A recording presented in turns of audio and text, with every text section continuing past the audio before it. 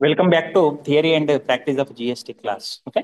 So yesterday we have seen these topics. We are in a first unit actually. Introduction. In which year GST started in our country? July 1st, 2017. నేను year మాత్రమే అడిగా, date అడగలేదు.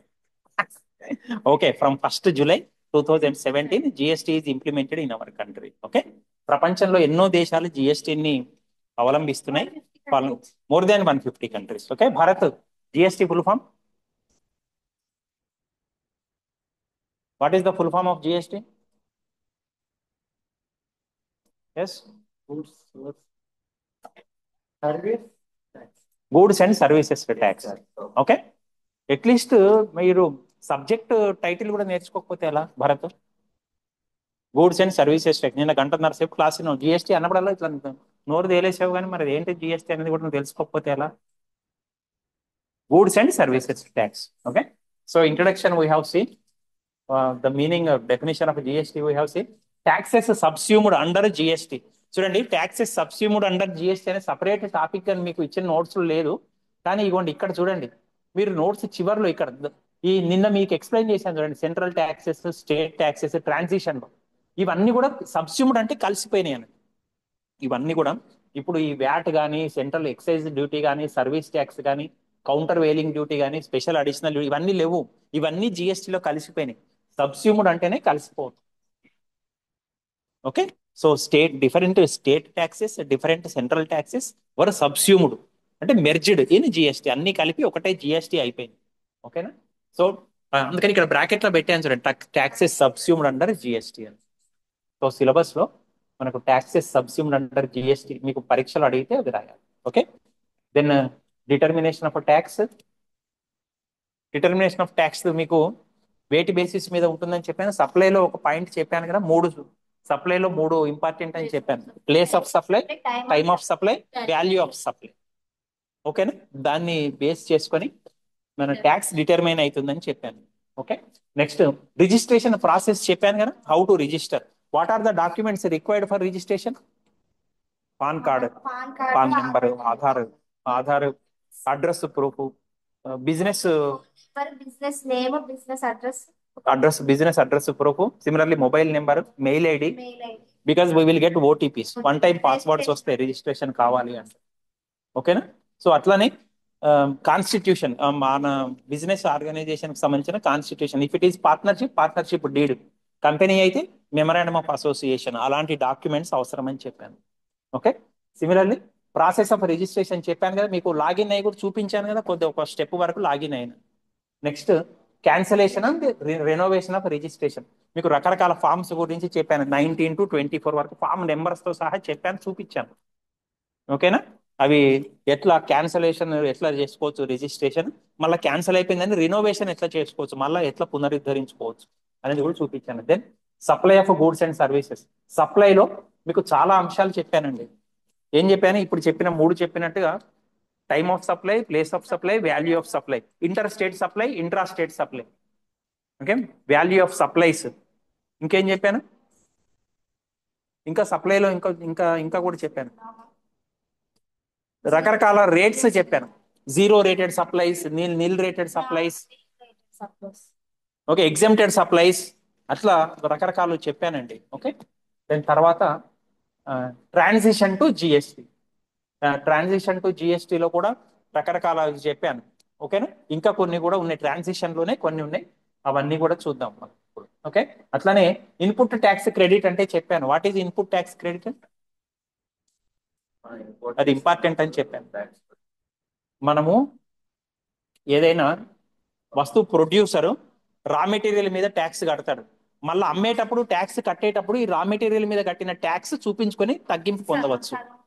That is known as input tax credit అని చెప్పాను. Okay, so అలాంటివి మనము నిన్న చూసాము. What are the benefits of goods and services tax అనేది కూడా చూసాం. GST stands for goods and services tax. Okay, ఇవన్నీ అయిపోయినాయి కదండి. Cancellation, registration, renovation process, revocation process. Okay, supply of goods and services. Composite supply అంటే, mixed supply అంటే చెప్పానండి. Composite supply అంటే ఏం చెప్పాను? ఒక పెద్ద వస్తువుతో పాటు వచ్చిన చిన్న వస్తువుల మీద ట్యాక్స్ పే చేయాలి. దేని ఏ రేట్ చొప్పున పే చేయాలి? పెద్ద వస్తువుకి ఎంత ఉంటుందో దాన్ని ఆ రేటు ప్రకారమే పే చేయాలని చెప్పి. ఇక మిక్స్డ్ సప్లై అంటే ఏం చెప్పాను, ఒకదానితో ఒకటి సంబంధం లేకుండా పే వస్తువులు ఒకటే గంపగుత్తగా తీసుకుంటాం. అప్పుడు ట్యాక్స్ ఎట్లా కట్టాలి? అన్నిట్లో ఏది ఎక్కువ వాల్యూ ఉన్న ట్యాక్స్ ఉందో దానికి కలిపి దానికి కట్టేసేయాలి మనం. దాని రేటే మిగతా వాటికి అప్లై అవుతుంది. Please remember. Okay. So composite supply, mixed supply ఇవి కూడా సప్లైలో భాగమే. Okay. Then types of supply, taxable supplies, regular taxable supplies ఇవన్నీ చెప్పాను. ఇవ్వండి దీంట్లోనే చెప్పాను time of supply, place of supply, value of supply. Explain the concept of supply in GST అంటే మీరు పరీక్షలు ఇవన్నీ రాయాలంటే మంచిగా. ఓకేనా? రైట్. చూడండి ఇది ట్రాన్సిషన్ లో మీకు నిన్న కొన్ని ఫేజులు చెప్పాను కదా. చూడండి అతను ఇవి కూడా వెన్ యు ఆర్ ట్రాన్సిషన్ అంటే ఏంటి? ఒక ఫేజ్ నుంచి ఇంకొక ఫేజ్ లోకి మారడం. మీకు గతంలో ఉన్న వ్యాట్ ఇప్పుడు లేదు, గతంలో ఉన్న సేల్స్ ట్యాక్స్ ఇప్పుడు లేదు, గతంలో ఉన్న సెన్ వ్యాట్ ఇప్పుడు లేదు, ఇప్పుడు అన్ని కలిసి జిఎస్టి, గూడ్స్ అండ్ సర్వీసెస్ ట్యాక్సే అంటున్నాం. ఓకే. సో అవి ట్రాన్సిషన్ అయ్యేటప్పుడు ఈ 4 పాయింట్లు ఇంపార్టెంట్ గా చూసుకోవాలి. ఈ 4 కూడా మీ సిలబస్ లో ఉన్నవి. ఓకే. బట్ ట్రాన్సిషన్ ఫేజెస్ నిన్న చెప్పాను మీకు. ఈ ట్రాన్సిషన్ లో ఉన్న పాయింట్స్ ఇవి 4 ఏమిటి అంటే carrying forward input tax credit. Input tax credit I told no. So the producer will pay certain amount as a tax on his raw materials he purchased. When he is selling those goods, he can claim this amount already paid tax as exemption. మనం ఒక ఉత్పత్తిదారుడు అతను వస్తువులు ఉత్పత్తి చేసేటప్పుడు raw material తీసుకుంటాడు, దాని మీద కొంత ట్యాక్స్ కడతారు ఆల్రెడీ. మళ్ళీ అమ్మినప్పుడు మళ్ళీ కొంత ట్యాక్స్ కట్టాల్సి ఉంటుంది. అమ్మినప్పుడు కట్టే ట్యాక్స్ ను ఏం చేయొచ్చు అంటే ఇప్పుడు ఈ రా మెటీరియల్స్ మీద కట్టిన ట్యాక్స్ తగ్గించుకొని మిగిలిన అమౌంట్ కడతాడు. ఫర్ ఎగ్జాంపుల్ ఈ ఈ పెన్ను రా మెటీరియల్ 5 రూపాయలు పెట్టి కొన్నాడండి, ఇందులో 1 రూపాయి ట్యాక్స్ కట్టాడు ఆల్రెడీ. ఓకేనా? ఇప్పుడు ఇది అమ్మేటప్పుడు 10 రూపీస్ కట్టాలి. ఫర్ ఎగ్జాంపుల్ 10 రూపీస్ లో ఒక 4 రూపీస్ ట్యాక్స్ కట్టాలండి గవర్నమెంట్ కి. 4 రూపీస్ లో ఆల్రెడీ 1 రూపీ నీకు రా మెటీరియల్ కొన్నప్పుడు కట్టాడు కదా. 4 మైనస్ 1 ఓన్లీ 3 రూపీస్ ఈ విల్ పే. మీకు అర్థమైందండి? So that is known as input tax credits. దాన్నే మనం ఇంకొక రకంగా నేను ఏమన్నా క్యాస్కేడింగ్ ఎఫెక్ట్, పన్ను మీద పన్ను అనేది ఉండదు జిఎస్టీలో అని చెప్పాను. ఎందుకంటే ప్రొడ్యూసర్ ఈ రా మెటీరియల్ కొన్నప్పుడు ఆల్రెడీ కట్టాడు ట్యాక్స్, మళ్ళీ అమ్మేటప్పుడు ఇప్పుడు ఎంతనైతే పన్ను కట్టాడో దాన్ని మినహాయించుకొని మిగిలిన అమౌంట్ ట్యాక్స్ కడితే సరిపోతుంది. Okay. So that is why this carrying input tax credit forward చేయాలి అంటే ఇది పాత దాంట్లో ఏదైతే స్టాక్ ఉన్నదో that you can show in the you have to fill the form TRAN 1. What is the Tron?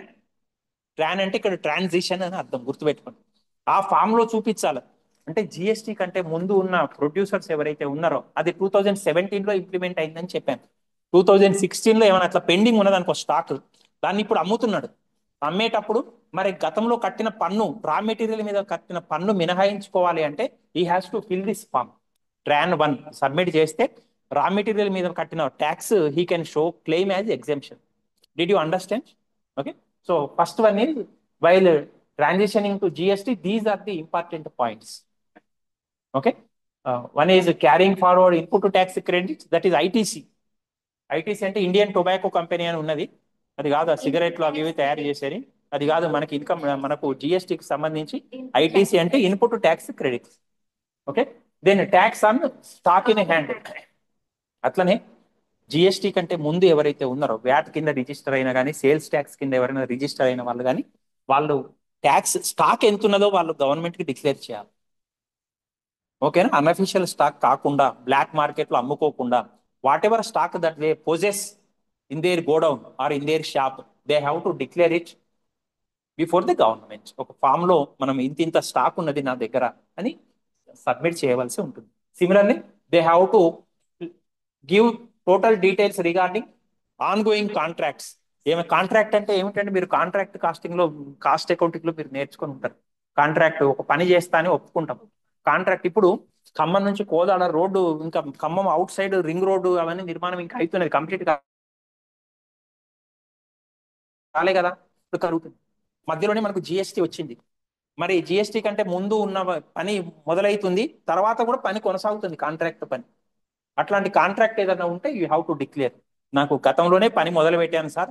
Now I'm still continuing that contract.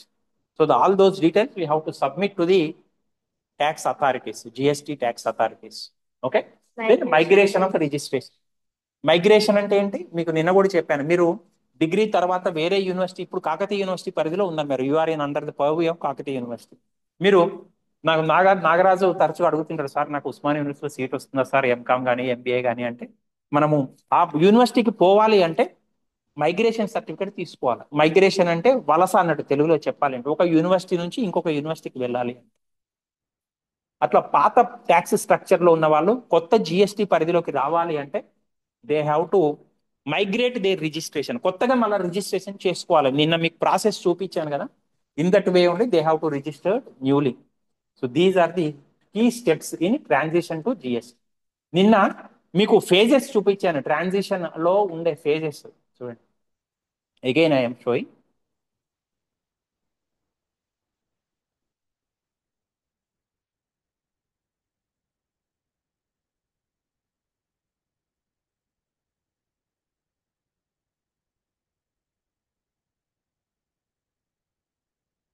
Key steps in the transition to GST: elimination of pre-GST taxes, then GST legislation, migration of existing tax. ఇప్పుడు కూడా migration వచ్చింది మళ్ళీ ఇవాళ చెప్పినప్పుడు కూడా. Okay.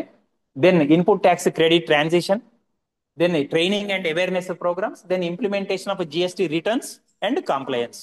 So ఇవన్నీ కూడా transition లో భాగము. ట్రాన్సిషన్స్ లో ముఖ్యంగా గుర్తుంచుకోవాల్సినవి ఇప్పుడు నేను 4 చెప్పినవి ఏంటి, ఆన్ గోయింగ్ కాంట్రాక్ట్స్ ఒకటి చెప్పాను, క్లోజింగ్ స్టాక్ ఒకటి చెప్పాను, registration, migration of registration another one I told, and then very good, tax and stock in hand.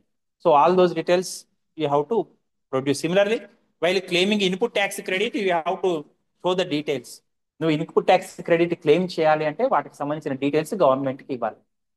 Okay. So ఇవి ఈ 4 points we have to mention in a transition to goods and services tax, transition to GST.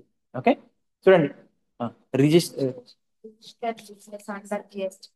నేను మొన్న సోమవారం కాలేజీకి రాలే, హైదరాబాద్కి పోయిన ఒక ట్రైనింగ్ ప్రోగ్రామ్ అటెండ్ కావాల్సి. నేను వస్తుంటే ఒక ఇన్సిడెంట్ చెప్పాడు డ్రైవర్. నేను కారులో వచ్చా, షేరింగ్ కార్లు ఉంటాయి కదా అట్లా, అందులో వచ్చాను. క్యాబ్ క్యాబ్ అంటే మనమే బుక్ చేసుకోవాలి, అట్లా కాకుండా బస్ స్టాండ్ దగ్గర ఉండి షేరింగ్ లో వస్తారు కదా, అట్లా వచ్చాను.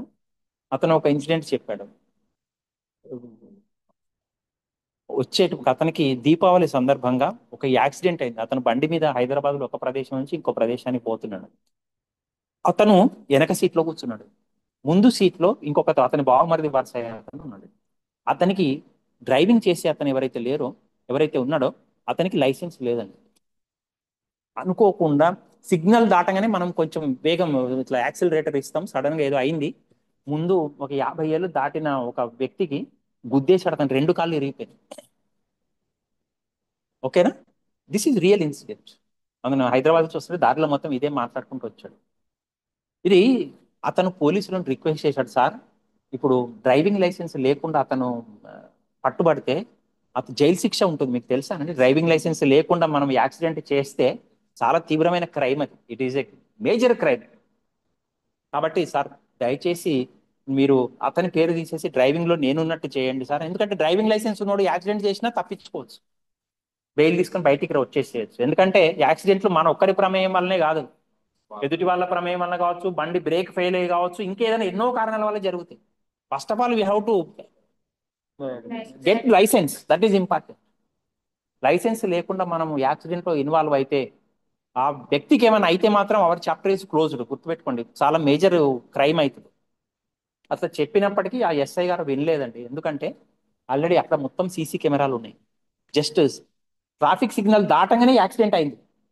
దెబ్బతో ఇవాళ రేపు జనాలందరూ ఏం చేస్తారు, ఫోటోలు తీయటం, వీడియోలు తీయటం, వాళ్ళు తప్పించుకోకుండా 50-60 మంది ఎమ్మటే గుమ్మిగూడారట యాక్సిడెంట్ అయ్యి అట్లా కాగానే. వీడియో తీసేవాడు వీడియో తీస్తున్నాడు, ఫోటో తీసేవాడు ఫోటో తీస్తున్నాడు, పంపించినోడు పంపిస్తున్నాడు. ఎమ్మటే ఆ గుంపులో కొంతమంది 100కు ఫోన్ చేశారు, కొంతమంది 108కి ఫోన్ చేశారు. ఒక నిమిషంలోనే 108 అంబులెన్స్ వచ్చింది, ఒక నిమిషంలోనే 100 పోలీసులు వచ్చేసారు. అది దెబ్బతోటి ఈ ఫోటోలు వీడియోలు మొత్తం హైదరాబాద్ లో ఉన్న పోలీస్ స్టేషన్లు అన్నిటికీ పోయినాయి సార్. ఇప్పుడు నేనేం చేయలేను, it is very difficult for me. అది నేను తప్పు అట్లా నేను తప్పు చేయలేను, అసలు లేకపోయినా కానీ నేను తప్పు చేయను. కాబట్టి యూ హ్యావ్ టు ఫేస్. ఆ వ్యక్తి చనిపోతే మీ బావమరిది జైల్లో ఉంటుంది. ఆ వ్యక్తి చనిపోకపోతే మీకేం నష్టం జరగదు. ఇంతో ఫైనో లేకపోతే కోర్టు ఏ తీర్పిస్తే దాని ప్రకారం నడుచుకుందాం అన్నాడు. అదృష్టవశాత్తు ఒక వారం రోజులు అతను ఎవరికైతే యాక్సిడెంట్ అయిందో అతను అసలు ఏం మాట్లాడలేదట. మాట్లాడకపోతే వీళ్ళు ఏమనుకున్నారంటే ఈ యాక్సిడెంట్ వల్లనే దెబ్బ తగిలి మాట పడిపోయింది ఏంటని వీళ్ళు అనుకున్నారు. బట్ జరిగింది ఏంటి అంటే అతనికి ఓ వారం తర్వాత అతను కొడుకున్నాడు, పెళ్ళాం లేదు, కొడుకున్నాడు. కొడుకు వచ్చాడు వారం తర్వాత గాంధీ హాస్పిటల్కి వచ్చాడు. ఆ కొడుకు ఏం చెప్పాడంటే మా నాన్నకు మాటలు లేవు సార్, నేను చెవుడు అతనికి మాట్లాడలేడని చెప్పాడు. ఒక వారం తర్వాత అతను ఇంటికి పోయినాడు. ఇంకా వాళ్ళు సెటిల్ చేసుకున్నారు. ఇప్పుడు 65,000 75 ఆ సెటిల్మెంట్ కోసమే మొన్న పోయినాడు ఆయన కారులో. సో ఎందుకు చెప్తున్నానంటే మనకు లైసెన్స్ లేకుండా చేస్తే పెద్ద నేరం అవుతుంది ఏదైనా జరిగితే. అందుకని స్టూడెంట్స్గా మీకు చెప్తాను, లైసెన్స్ లేకుండా బండ్లు నడపద్దు. పక్కన గల్లీకైనా పోవద్దు మీరు ప్లీజ్. ఎందుకంటే మీరు బయటికి రాలేరండి. ఏమైనా జరిగితే it is very difficult, impossible. ఇప్పుడున్న స్థితులలో మీరు చాలా ఇబ్బందులు పడాల్సి ఉంటుంది. మీ లైఫ్ క్లోజ్ అయినట్టే గుర్తుపెట్టుకోండి. గవర్నమెంట్ జాబ్ రాదు కదా, మీరు జైల్లో ఉంటారు. ఓకే. అట్లానే మనము రిజిస్ట్రేషన్ చేసుకుంటే కొన్ని బెనిఫిట్స్ ఉంటాయి. గూడ్స్ అండ్ సర్వీసెస్ ట్యాక్స్లో రిజిస్టర్డ్ డీలర్, రిజిస్టర్డ్ బిజినెస్ పర్సన్స్కు కొన్ని అడ్వాంటేజెస్ ఉంటాయండి. అవి what are the advantages, benefits of registration? Legally recognised as a supplier of goods and services. చట్టపరంగా మనం నమోదుగా అయితే చట్టపరంగా గుర్తింపు వస్తుంది. నీకు ఒక ఐడెంటిటీ కార్డు, మీకు నిన్న ఒక నెంబర్ వస్తుందని చెప్పాను. What is that number? If you register in GST, under GST, what is the number? 16. PAN number I am not asking. You will get a number just like PAN number. What is that number? Temporary number. The temporary number first time you will get. Permanent number, what is that is known as? As GSTIN. Goods and Services Tax Identification Number. You will be recognized under that one. Okay. కాబట్టి you will be legally recognized. అట్లనే you are eligible to collect GST from customers and pass on ITC. What is ITC? Input tax credit you can claim. అది register కాకపోతే నువ్వు claim చేసుకోలేవండి. అంటే రా material మీద ఇంతకుముందు మీకు ఎగ్జాంపుల్ చెప్పాను. రా మెటీరియల్ మీద కట్టిన ట్యాక్స్, నువ్వు వస్తువులు అమ్మితే కట్టిన ట్యాక్స్ లో ఏదైతే కట్టాలో ఈ రా మెటీరియల్ మీద కట్టిన ట్యాక్స్ ను you can show as exemption, you can claim exemption.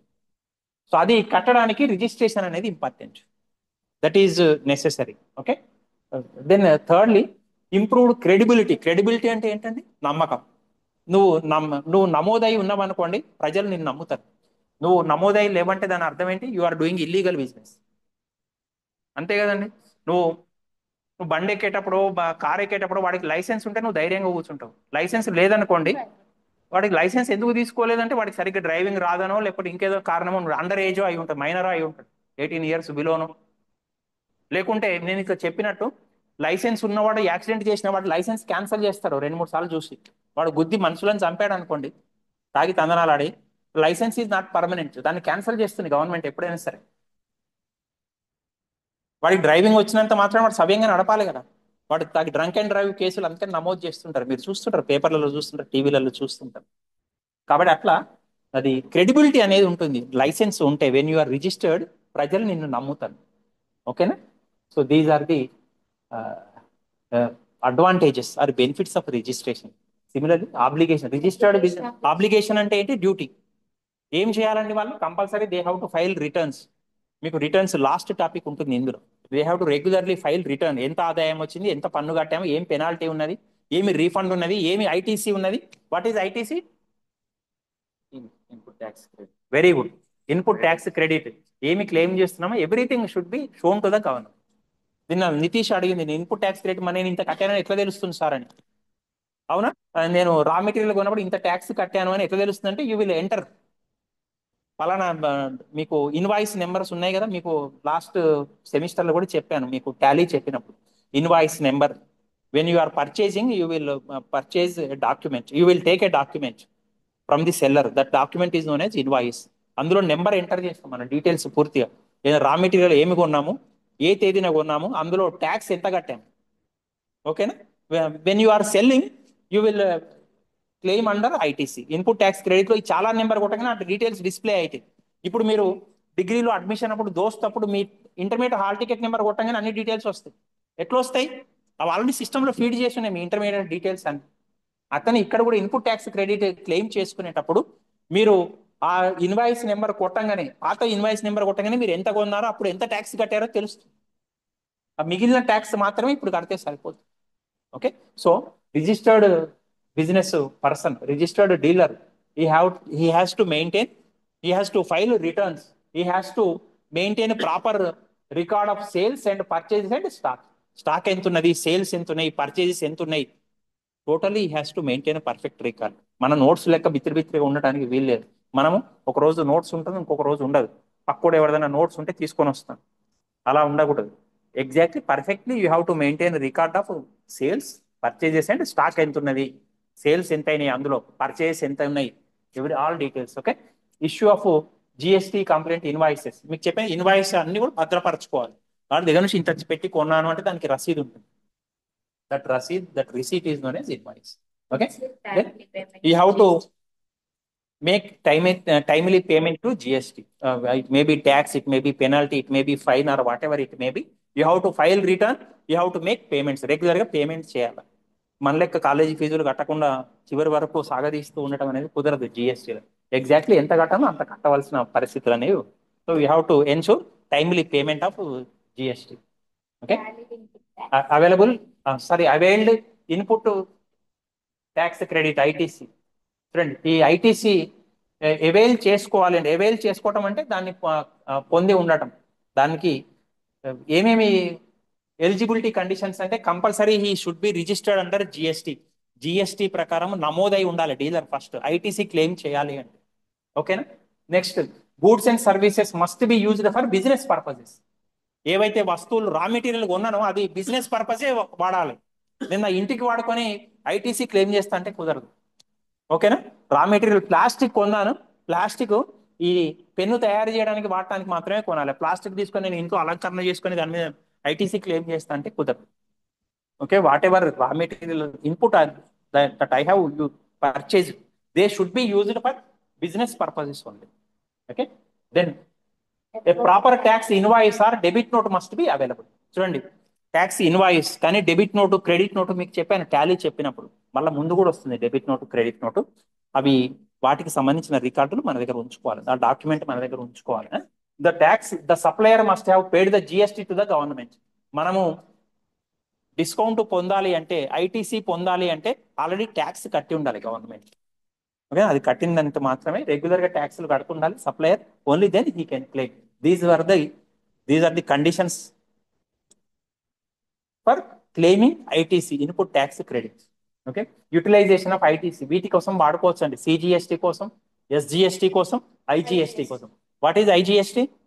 Integrated goods and services tax, that is used in inter state or inter union territory sales and purchases. CGST and SGST is used in central goods and intrastate sales or intrastate purchases. అంతర్రాష్ట్ర, అంతరరాష్ట్ర. అంతరరాష్ట్ర అంటే IGST, వేరే రాష్ట్రంలో తోటి కొనుగోలు అమ్మకాలు జరిగితే దాన్ని IGST వర్తిస్తుంది. ఒకటే రాష్ట్రంలో అమ్మకాలు కొనుగోళ్లు ఉంటే CGST, SGST. Central goods and services tax, state services goods and services tax. IGST is integrated goods and services tax. Okay. Unavailed CENVAT credit and input VAT and capital goods చెప్పానండి. ఇది CENVAT కానీ input VAT and capital goods కానీ దీనికి transition అప్పుడు చెప్పాను కదా, అవి use చేసుకోవాలి అంటే, అవి ఉపయోగించాలంటే ఫస్ట్ దానికి సంబంధించిన రికార్డు గవర్నమెంట్ సమర్పించాలి. ఓకేనా. CENVAT credit and input VAT and capital goods. Capital goods అంటే ఏంటండి? What is capital goods? మన గూడ్స్ రకరకాల గూడ్స్ ఉన్నాయి, కన్జ్యూమర్ గూడ్స్ ఉంది, క్యాపిటల్ గూడ్స్ ఉంది. ఈజీగా చెప్పాలి అంటే, what is a consumer good, what is a capital good? Consumer goods అంటే వేరే వాళ్ళు తయారు చేసి వేరే వాళ్ళకి అమ్మేది. మరి క్యాపిటల్ గూడ్స్ అంటే వాళ్ళే తయారు వాళ్ళకి వాళ్ళే కొనుక్కొని వాళ్ళకి వాళ్ళే అమ్ముకుంటారా? కన్స్యూమర్ గుడ్స్ అంటే ఓనర్ వేరే ఉంటారు సార్, అమ్మే పర్సన్ వేరే ఉంటారు. మరి క్యాపిటల్ గూడ్స్ అంటే? చెప్తారు సార్. క్యాపిటల్ గూడ్స్ అంటే ఏమిటి అంటే, వేటినైతే ఉత్పత్తిలో వాడటానికి వాడతామో, కొనుక్కుంటామో, they are known as capital goods. Capital goods are those goods which are used in production. ఒక మెషినరీ కొంటామండి, ప్రొడ్యూసర్ ఒక మెషినరీ, ఇక్కడ షుగర్ ఫ్యాక్టరీ ఉంది కదా, పెద్ద పెద్ద మెషిన్స్ ఉంటాయి, అవి కన్స్యూమర్స్ అమ్ముతారా? ఇప్పుడు గౌతమ్ పోతే ఆ మెషినరీ కొనుక్కొని అయితే ఇంట్లో పెట్టుకుంటుందా? అదే ఒక పంచదార ప్యాకెట్ తెచ్చుకుంటుంది 1 kilo, that is consumer good. అతను కొనే మెషినరీ ఏదైతే ఉందో that is capital good. Did you understand? Capital goods మనం సేవలు తయారు చేయడం కోసం వాడుకుంటాం. అదే కన్జ్యూమర్ గూడ్స్ వినియోగదారి వస్తువులు, వినియోగదారు తన సొంతానికి వాడుకుంటాడు. క్యాపిటల్ గూడ్స్ అంటే మూలధన వస్తువు, అది పెట్టుబడిదారు మాత్రమే, ఎవరైతే వస్తు సేవలను ఉత్పత్తి చేస్తున్నాడో వాళ్ళు వాడుకునే వస్తువులను క్యాపిటల్ గూడ్స్ అంటాం, మూలధన వస్తువులు అంటాం. సో వాటికి సంబంధించినవి కూడా మనము జిఎస్టి పాత నుంచి కొత్తకు రావాలి అంటే ఇవ్వండి, ఫామ్ ట్రాన్ 1 అనేది నింపాలి. ట్రాన్ అంటే ఏం చెప్పాను? ట్రాన్సిషన్, మార్పు అన్నట్టు, పాత స్థాయి నుంచి కొత్త స్థాయికి మారడానికి. ఓకేనా? అట్లనే క్లోజింగ్ స్టాక్ కూడా మీకు సేమ్ ఫామ్ ట్రాన్ 1 అనేది నింపాలి. ట్రాన్సిషన్ లో ఇవన్నీ కూడా భాగాలు గుర్తుపెట్టుకోండి. ట్రాన్సిషన్ ఫామ్ ట్రాన్ అంటే ట్రాన్సిషన్, ఫామ్ ట్రాన్ 1 నింపాలి. క్లోజింగ్ స్టాక్ ఎంత ఉన్నది, ఎట్లా ఉన్నది అనేది. ఓకేనా? ఇది for conditions for claiming ITC, input tax credit claim చేయాలి అంటే the stock should be used for taxable supplies. Stock ఏదైతే ఉందో అది ఇంట్లో, ఇప్పుడు పంచదార ఉందనుకోండి ఈ షుగర్ ఫ్యాక్టరీలో, అది ఓనర్ వాళ్ళ ఇంట్లో వాడుకుంటే అది దీని కింద ఎక్కడ చూపించుకోవడానికి ఉండదు. అది ప్రజలకు అమ్మడానికి ఉంటే మాత్రమే క్లెయిమ్ ఇన్పుట్ ట్యాక్స్ క్రెడిట్. ఆ stock should be used for taxable supplies. వేరొకరికి సప్లై చేయడానికి మాత్రం వాడితే మాత్రమే you can claim ITC, input tax credit. Okay? The claim must be proportional to the taxable portion of the goods. మనం ఎంతనైతే అమ్మాయేమో వస్తు సేవలు, దానికి ప్రపోర్షన్ గా మాత్రమే మనం క్లెయిమ్ చేయాలి. మనకు ఒక 100 టన్నుల చక్కెర అక్కడ ఉన్నదనుకోండి, అందులో 50 టన్నులు అమ్మితే 50 టన్నులకు సంబంధించిన రా మెటీరియల్కి ఎంత అయిందో, ఖర్చు అయిందో అది మాత్రమే చూపించాలి. ఓకేనా? It should be proportional, should be shown for availing tax, input tax credit. Okay? దీని ఇన్వాయిసింగ్, ఇవి చూడండి. ఇన్వాయిస్ అంటే మీకు చెప్పానండి, గతంలో కూడా చెప్పాను, మళ్ళీ ఒకసారి చెప్తున్నాను. మనం ఏదైనా కొనుక్కుంటే, నిన్న మీకు డిమార్ట్ బిల్స్ తెచ్చి చూపించాను, అట్లనే మోర్ బిల్స్ తెచ్చి చూపించాను. That is nothing but invoice. Invoice is a proof of the transaction. ఏదన్నా ఒక వస్తు సేవల యొక్క అమ్మకం కానీ కొనుగోలు కానీ జరిగిన దానికి సాక్ష్యమే ఇన్వాయిస్. ఓకేనా? మన జిఎస్టిలో ఇన్వాయిస్లు రకరకాలుగా ఉన్నాయండి. So you can see invoice is very crucial. Crucial అంటే ఏంటండి? ఇంపార్టెంట్. అది పోగొట్టుకున్నాం అనుకోండి, మనం వాపస్ చేయడానికి ఉండదు. ఒకవేళ అమ్మకందారు మీద ఏదైనా కోర్టుకు పోదామంటే ఉండదు. కోర్టుకు పోదామంటే కోర్టు వాళ్ళు ఏమడుగుతారండి? సాక్ష్యం అడుగుతారు. నువ్వు అతని దగ్గర కొన్నట్టు నీ సాక్ష్యం ఏది అంటారు. మీరు ల్యాప్టాప్, కంప్యూటరో లేదా ఫ్రిడ్జో ఏదైనా కొంటే దానికి వారంటీ కార్డు ఇస్తారు, సంవత్సరమో 2 ఏళ్ళో 5 ఏళ్ళో. అది పోగొట్టుకున్నారు అనుకోండి, మీరు తీసుకొని పోతే ఎంటర్టైన్ చేయడు, ఎందుకంటే ప్రూఫ్ లేదు నీ దగ్గర. ఆ బిల్లు ఉండాలా, వారంటీ కార్డు ఉండాలి. If they are not available with you, you cannot claim. అట్లానే ఇన్వాయిస్ అనేది it is very very crucial, very important. It is a proof of supply. Okay? Supply కోసం సంబంధించి ఇంపార్టెంట్ ప్రూఫ్ అండి invoice అనేది. రకరకాల ఇన్వాయిస్లు ఉన్నాయి. First invoice is known as tax invoice. చూడండి, పేరులోనే ఉందండి, ఇన్వాయిస్ లో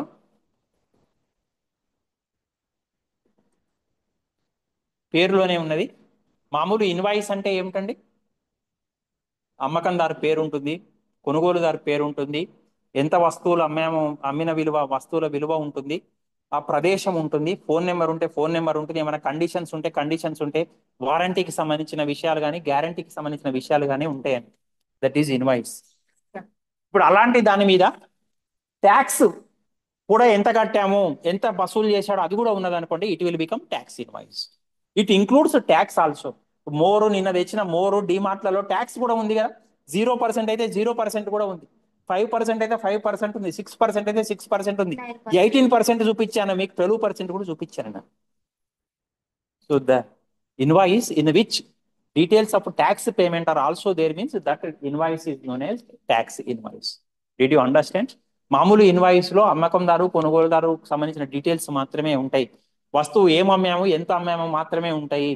కానీ ట్యాక్స్ ఎంత ఉన్నది, జిఎస్టీ కానీ ఇంకేదైనా ట్యాక్స్ కానీ డీటెయిల్స్ ఉండవు. That is ordinary invoice. దాంట్లో ట్యాక్స్ డీటెయిల్స్ కూడా ఉంటే it will become tax invoice. అందులో ఏమేమి ఉన్నాయండి చూడండి. Supplier details, serial number, serial number, date, recipient details అంటే కొనుగోలుదారు. Recipient means who purchase. HSN code. What is HSN? ఈ this is important. What is HSN? జిఎస్టిలో వచ్చిన ఇంపార్టెంట్ పదం అండి. చూపిస్తాను. ఇక్కడ టైప్ చేయడానికి నాకు అవకాశం రావట్లేదు. సో అందుకని what I will do is harmonised system. I will show it. You can write. Harmonised system of nomenclature. Nomenclature అంటే ఏంటి? పేరు. హార్మోనైజ్డ్ అంటే సమానం చేసినది. సిస్టమ్ అంటే విధానం.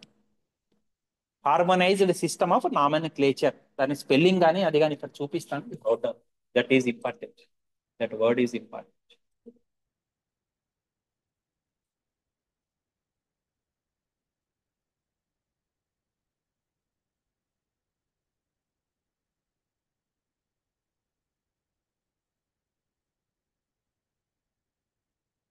I am typing here. You can see HSN code meaning. See, harmonized system of nomenclature. You can see. You can write that spelling. Okay.